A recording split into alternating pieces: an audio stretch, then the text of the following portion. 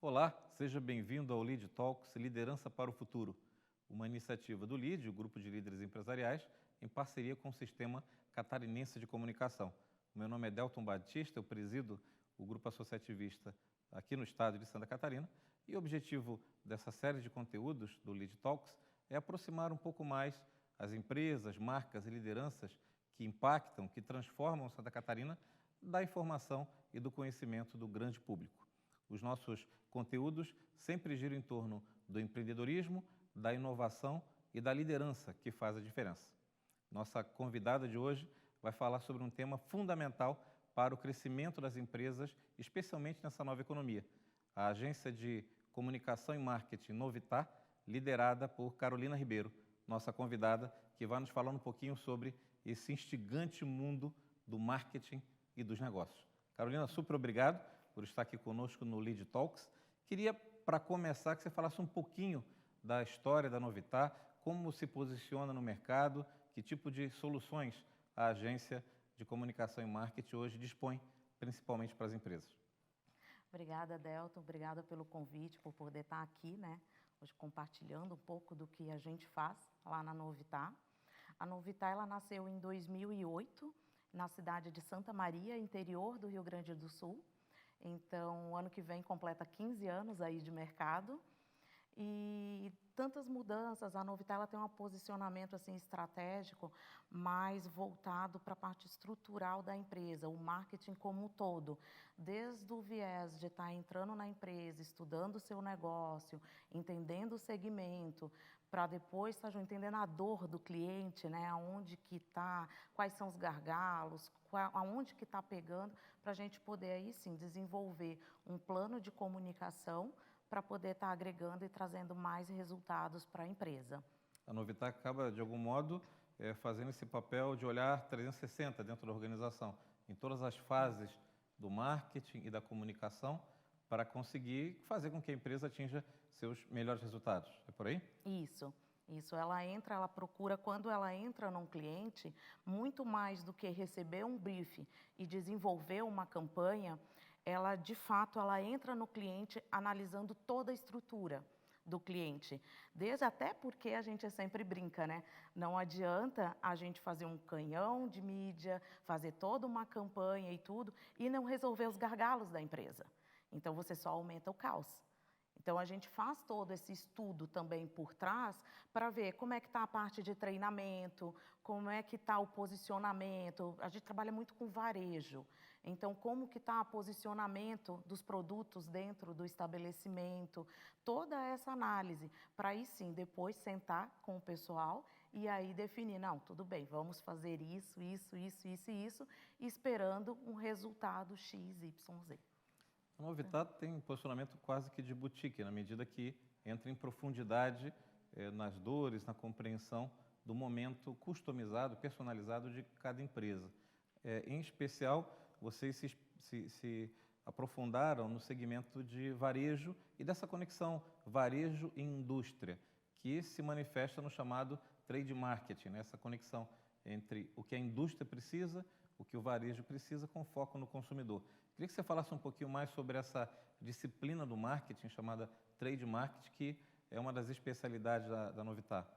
O trade marketing, ele é um braço, ele trabalha junto com o marketing, principalmente empresas do setor varejista e varejista alimentício, eles têm dois marketings dentro da empresa. O marketing da empresa mesmo, o marketing tradicional, tem o marketing institucional, o marketing que vai desenvolver grandes campanhas, e existe o trade marketing, que a gente é apaixonado, que é justamente onde faz essa ponte da necessidade do cliente com do consumidor e a da indústria. A gente procura sempre ali num meio termo que fique bom para todo mundo, o verdadeiro conceito de parceria. Parceria só é bom quando é bom para todos. Então, a gente procura estar alinhando, a gente desenvolve projetos junto com o cliente e buscando a necessidade da indústria também. E aí vai desde ativações de PDV, divulgação em mídia externa, campanha digital, treinamento, engajar. O trade marketing, para ele poder também dar certo, a gente precisa ter um engajamento muito forte das pessoas. As pessoas que estão ali na frente, os gerentes, eles precisam comprar a ideia. Então, é feito todo esse trabalho, todo esse movimento, para que realmente tenhamos resultados efetivos. Esse momento pós-pandemia, existe agora uma ressignificação dessa relação do consumidor, por exemplo, com o ambiente físico de uma loja de varejo. Na verdade, essa experiência da compra pessoa física no estabelecimento, na loja, que é onde fundamentalmente atua o trade marketing, nesse espaço, né? Seja na exposição de produtos, na informação dos produtos para o consumidor, no posicionamento da comunicação, na maneira, como você disse, de engajar o colaborador para ele se motivar no direcionamento de um certo grupo de produtos para o cliente final. Isso tudo tem mudado bastante nesse pós-pandemia. Em que medida você tem percebido o que era antes e agora esse novo momento do trade marketing, com esse novo comportamento do consumidor nos pontos de venda? O que nós notamos, assim, ó, antes pandemia, nós tínhamos um crescimento do digital ali, ainda engatinhando, alguns setores já mais avançados, mas outros ali, principalmente o segmento de varejo alimentar, ainda era muito restrito. Com a pandemia, as pessoas não podiam sair de casa, as pessoas tinham medo de ir ao supermercado, aglomeração e tudo.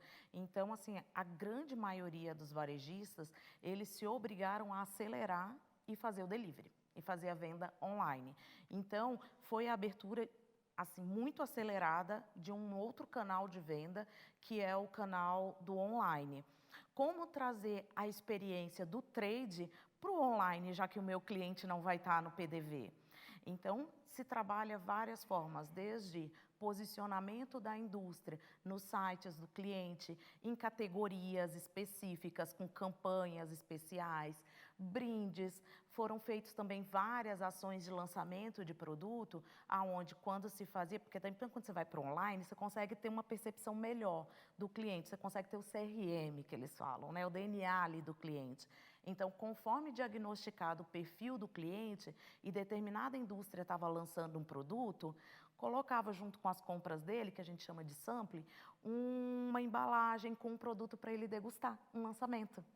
Então, isso foi uma forma muito utilizada de você levar o PDV, o trade, para dentro da casa do cliente. E aí, hoje, com pós-pandemia, nós estamos notando, assim, uma volta do cliente ao supermercado. Até porque, tipo, eu parto do pressuposto de que pessoas precisam de pessoas, né? As pessoas sentem falta do contato. Então, aos poucos, a gente já tem tido, né, essa mudança. O cliente ele está voltando para o supermercado, ele está voltando para a loja de confecção, ele está voltando para a loja de calçado, ele está indo no PDV, né, que é o ponto de venda. E aí, só que agora nós também adquirimos aquela expertise de trabalhar com o cliente em casa. Então, conforme cada perfil, agora a gente opera mais num trabalho híbrido. Não dá mais para pensar no PDV, na ação, sem pensar no digital também. No off e o online agora estão muito interligados. Mas um não substitui o outro. Ou seja, tem agora um desafio de fazer com que a loja física seja mais atraente e que seja mais interessante para esse consumidor que se acostumou no digital com uma série de informações do produto, e o PDV agora tem que garantir o que ele tinha no passado, em termos de experiência do toque, né, da aproximação, mas também agregar elementos que o consumidor se acostumou com o digital, fazer esse omnichannel, esse multicanais. É mais ou menos por aí? É, exatamente. E nesse contexto, como é que você tem percebido o olhar dos fabricantes, na medida que esse fabricante também cada vez mais quer ser especialista em consumidor, mas não está próximo, quem está diretamente no caso, o varejo supermercadista, por exemplo, quem tem essa proximidade. Como é que o fabricante tem procurado vencer o obstáculo do preço? A tendência do consumidor, na falta de informação, de diferenciais, buscar sempre o menor preço. Esse é, imagino que um dos grandes desafios dos fabricantes e também dos varejistas, né? Como que o trade marketing pode contribuir para que o preço não seja o único fator determinante de escolha na perspectiva do consumidor final? Aí entra todo um processo, né? Desde a indústria, que a grande maioria faz o dever de casa correto, você ter um produto de qualidade, uma marca bem posicionada, e aí entra a parte híbrida, né, que são lançamentos, são festivais, ações de engajamento e ações de experiência do consumidor, aonde ele vai para comprar determinado produto e o preço não necessariamente é o primeiro tópico. O preço, ele é importante? Ele é. Mas o preço, ele não é, pelo menos eu penso isso, o preço, ele não é decisivo sempre. Muitas vezes, o consumidor, ele está disposto a pagar um pouco mais pela comodidade, pela possibilidade de ganhar algum prêmio, o que é a questão dos sorteios, do compre e ganhe. Então, tem várias formas de se fazer. O ambiente, a proximidade, o vínculo dele com determinada marca. Tem cliente que gosta, tipo, de marca X E não abre mão. e não abre mão, não importa, entendeu? Se a concorrente está com um preço menor, ele tem uma cultura. E é isso que eu falo da indústria fazer bem o dever de casa. Então, quando você pega uma indústria sólida, uma indústria que faz bem o dever de casa dela, fica mais fácil você também trabalhar no PDV e gerar campanhas e gerar sistemas que você consegue agregar, entendeu? Sem estar diretamente ligada a preço. Queria te ouvir um pouquinho, Carolina, sobre o que você tem percebido que tem mudado na cabeça dos líderes, dos gestores das empresas quando pensam em comunicação e marketing, especialmente quando pensam em trade marketing, né? Num passado recente, talvez principalmente antes da pandemia, o olhar não fosse de tanta valorização da importância dessa conexão fabricante, varejista, consumidor final e de um trade marketing que fizesse isso de maneira científica, planejada, organizada. Me parece, me corrija se eu estiver errado, que se tinha uma visão um pouco imediatista do trabalho do trade marketing, né? Diante de um resultado não esperado ou de uma data como o Natal, uma data especial, vamos fazer alguma coisa, alguma ação, mas sem um calendário, sem um planejamento, até porque Natal acontece com uma certa regularidade. Todos os anos Todos tem os Natal, anos, né? né? Mesmo com pandemia, a gente teve Natal. Então, o que mudou na cabeça dos líderes quando pensam em planejamento de comunicação e marketing, em especial do trade marketing? Mudou e mudou muito. E essa mudança ela já vinha começando de forma gradual. Claro, a pandemia acelerou, né? Nós temos as datas que a gente chama datas macro, que existe todos os anos. Todos os anos tem Dia das Mães, todos os anos tem Dia dos Pais, tem Natal, tem aniversário da marca ou da loja, enfim, existem datas que são pontuais e essas entram no planejamento macro. E aí, nesse microplanejamento, que é hoje o que a gente trabalha muito e o que mudou muito na cabeça dos líderes, principalmente da indústria, a gente trazer, muitas vezes vem em formato de festivais. E aí, nesses festivais, a gente consegue trabalhar com determinada indústria, quase sempre é feito uma por vez, e aonde você trabalha a questão da valorização da experiência do consumidor. Não necessariamente o preço. Então, com isso, a gente conseguiu fazer microdatas, tirando só daquelas datas pontuais, como o Dia das Mães, Natal, Páscoa. E aí a gente monta esse calendário conforme a necessidade, tanto da indústria quanto do cliente. E é aí que a gente entra, entendeu, também auxiliando nesse planejamento, nesse projeto, nesse cuidado, o que vai ser feito. Vai ser uma campanha que ela vai envolver somente uma sinalização de loja, um stopper, um cartaz, envolver. Vai ser uma ação que vai exigir uma pegada maior, porque o produto tem um valor agregado maior e existe uma sensibilidade ao preço, então eu vou precisar ir para a mídia externa, eu vou precisar botar todo mundo uniformizado, de camiseta, e aí assim a gente vai definindo, entendeu? Conforme cada estratégia, com a necessidade, com o tipo do produto e com o resultado esperado também, né? Então, na verdade, criando outras ocasiões para tirar o consumidor do seu fluxo natural, né? Na verdade, provocá-lo positivamente para criar resultados diferenciados. Eu queria te ouvir, Carolina, sobre é um tema que para o LIDE é muito importante, que tem a ver com a agenda ESG e com a agenda de equidade, de gênero e de diversidade nas organizações, né? Queria te ouvir um pouco do teu aspecto como liderança feminina, o quanto que esse tema do protagonismo de mulheres à frente de organizações, de empresas em posição-chave, nessa tua experiência profissional, nessa tua trajetória. Também queria te ouvir o que tem mudado do ponto de vista do pensamento das organizações, da postura e da prática das lideranças e também do posicionamento e da maneira como as mulheres têm agido diante de contextos organizacionais onde ainda é um desafio. Pesquisa recente mostra que, mesmo nos países mais desenvolvidos, apenas 1/3 dos conselhos de administração tem participação feminina. Quando se olha os boards executivos, esse número cai ainda mais. Quando a gente vê as empresas catarinenses, as indústrias, por exemplo, que é um universo que você lida muito, a alta gestão é rarefeita em termos de presença de lideranças femininas. O que você tem percebido que tem evoluído ao longo do tempo, né? E qual é a tua percepção pessoal nessa trajetória? Realmente.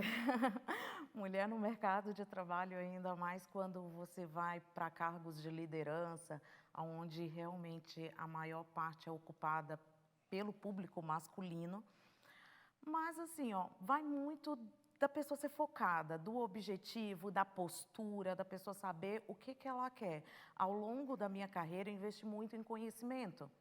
Então, eu sou formada em administração pela UFSM lá em Santa Maria, procurei fazer um MBA em marketing pela FGV para poder aprofundar mais ainda, entendendo esse posicionamento da Novità e essa estrutura que a Novità procura levar para o cliente, que é muito além do que fazer uma simples campanha publicitária, mas esse envolvimento com o todo, com o organizacional.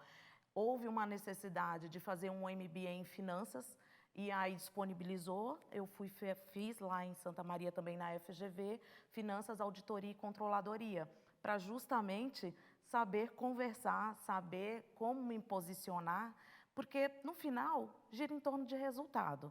E aí, a partir desse momento que você como mulher, você busca conhecimento, você tem clareza do que você quer, aonde você quer chegar e os seus valores, acredito que o caminho tem a mesma dificuldade do masculino, entendeu? Porque também para um jovem recém-formado, mesmo sendo homem, para ele trilhar também esse caminho, ele também tem diversas barreiras. Então, eu acredito que se dedicando, tendo perseverança e tendo seus valores muito bem definidos, eu acredito que o mercado está aí para todo mundo e aos poucos está caindo um pouco esse negócio de que é só para homem ou é só para mulher. Não, é para o profissional. E o profissional independe do sexo. É para quem é capacitado a estar naquele cargo. Caminhando assim para a nossa finalização dessa ótima conversa, eu queria te ouvir um pouco sobre visão de futuro. Como é que você está vendo as perspectivas do mercado de comunicação e marketing no Brasil, especialmente você que tem clientes que operam em todo o território nacional, em diversas regiões do país? Como é que você tem percebido essa relação fabricantes, indústria, redes de varejo, consumidor final? E como é que você enxerga, especialmente comunicação e marketing, trade marketing, profissionais da área? Que mensagem você tem para esses, como você citou, jovens que estão entrando no universo da comunicação e do marketing, e como é que é a sua perspectiva sobre o futuro do segmento no Brasil, nessa retomada da economia, vamos dizer assim, né? Eu acredito que você tem tanto o jovem, e não só o jovem, mas todo profissional até hoje no mercado, tipo, que já tenha mais experiência, quando você trabalha com o que você gosta e procura sempre trabalhar de forma colaborativa, então, que você está indo, você está fechando um contrato, ou você é funcionário de uma empresa e você está ali prestando um serviço para aquela empresa. Quando você faz de coração e quando você faz almejando que todos tenham um bom resultado, o crescimento é para todos. E para os jovens que estão aí entrando no mercado, que estão começando agora, eu tenho um lema, que foi do livro até do Paulo Lema, que eu peguei e dei uma meio que adaptada, onde ele diz que sonhar grande e sonhar pequeno dá o mesmo trabalho. Eu costumo dizer que sonhar grande e sonhar pequeno dá o mesmo trabalho, mas seja rápido. Seja qual for o caminho, né? Seja qual for o caminho, mas tenha agilidade e perseverança, que você vai conseguir. Conversamos hoje com Carolina Ribeiro, diretora da Agência de Comunicação e Marketing Novitar, especialista em trade marketing, conexão, indústria, redes de varejo e o consumidor final. E como mesmo ela disse, no fim das contas, é de resultado que estamos falando.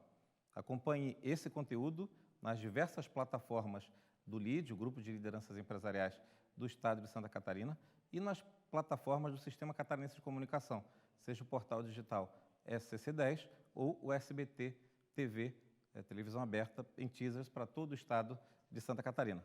Nos vemos no próximo episódio de Lead Talks, Liderança para o Futuro.